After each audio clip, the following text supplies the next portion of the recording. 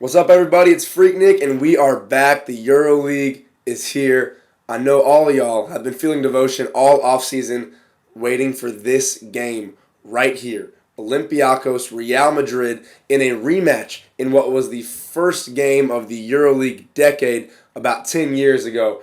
And this one was a thriller through 3.5. Was going in Real Madrid's favor. They were up 30-23, 4 minutes into the second quarter. But then a Lucas Mavrokiphilides half-court runner went in at the end of the third quarter right as the buzzer sounded. And from there, it just kept getting worse. They would eventually stretch that run out to 15-0, capped off by a Milos Teodosic three. Finally, Ante Tomic broke through with 4 points in a row, the first points in Real Madrid's fourth quarter, and ultimately, Real Madrid was too sloppy, too discombobulated, disorganized, whatever word you want to throw around, and Olympiacos looked like they were in mid-season form. Coach Dusan Ivkovic had these guys going.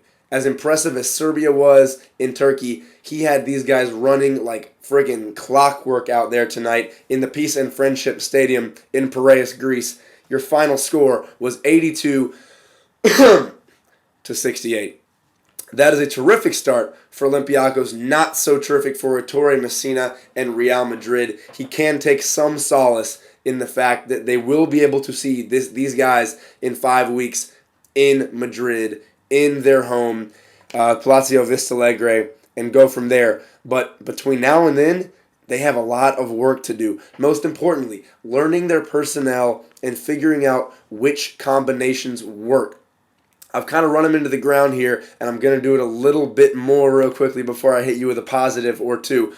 Real Madrid, they had 11 assists on, what does that make it? 22 buckets, 50%. Not terrible, but this defense cannot allow easy buckets. You know how hard it is to rack up an assist with these stingy EuroLeague scorers, yet Olympiacos, Theo Papaloukas, Spanoulis, Teodosic, and the rest of the Olympiacos crew, they had 23 assists on 31 buckets, an unreal percentage, absolutely unreal. Real Madrid cannot allow that. Ettore Messina needs to figure out what to do. The one positive I will say for Madrid, Carlos Suarez in his debut coming across town from ACB Estudiantes. He was on the All-ACB team last year, and we saw why today. I was slightly concerned with how he would do in his debut, not because of the merit of his play, but because of Messina's somewhat inconsistent minutes. Very unpredictable sometimes with who he plays and when. But Suarez got 27 minutes, a 22 ranking, including 12 points and 5 boards, a few assists to lead the team. But that leads me into my first problem, the 3 things we learned today. Number 1, Madrid needs a distributor. I mentioned those 11 assists, whether it's Sergio Rodriguez or someone else, Sergio Llull is obviously the guy who wants to penetrate, wants to create.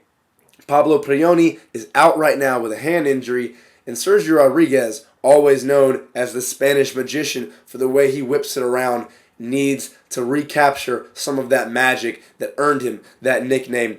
Olympiacos, this is the second thing we learned. Olympiacos is deep. 11 guys played. The only one who didn't play is Yotam Halperin, who is a very accomplished player in Europe himself. Kostas Papanikolaou even got the start, played 8 minutes, and then was replaced mainly by Marco Keshely, who played 17 minutes for these guys. And it just keeps on going. Rashon Asterovic, almost forgot he was on the team today, played 17 minutes, put up 11 points, 5 for 7. Vassilis, Spanoulis, and Teodosic in that backcourt, and then you have Papaloukas coming in off the bench to rack up those assists. It's just not fair. Spanoulis and Teodosic each had 7 assists. Spanoulis ended up with 16 points, just like Ioannis Bourousis, who, by the way, haven't even mentioned his name yet, and he led the team with a ranking of 24. So Olympiacos is deep, and more importantly, they have quality depth. Everybody seems to be buying into this Dusan Ivkovic school of thought, buying into the hard work, the quick ball movement. If you have an open shot, take it, but always make that smart extra pass, something Madrid did not do today.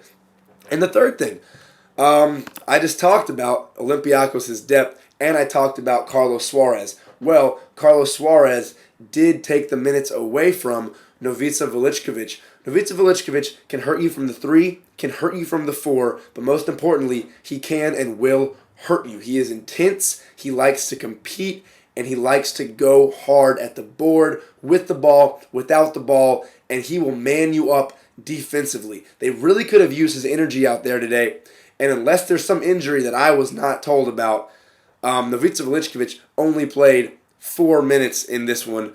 Only got 1 shot up. It was a missed. Didn't even get a board. He needs to play if you want him to produce, especially when you have these glaring areas of weakness on the boards, playing defense, getting in the passing lane, and stopping those 23 assists on 31 buckets from happening. So that's what you need to keep in mind. Madrid needs a distributor. Olympiacos is deep. Velickovic, you got to find a way for him to play. Wherever you want to find a way to put him in there, wherever you want him to fit in, whatever you want him to do, whatever role needs filling, he can fill that because he's a team player, he's intense, and when you give him the ball and give him an opportunity and he gets pissed off, get out of the way. Because right now, Real Madrid needs some help. This was not a good showing. They will definitely slip in our version of the power rankings, the Hoop Squad hierarchy, while meanwhile, Olympiacos seems to be doing everything just about how they want to be doing it. Keep it up, Olympiacos. Real Madrid, get your act together.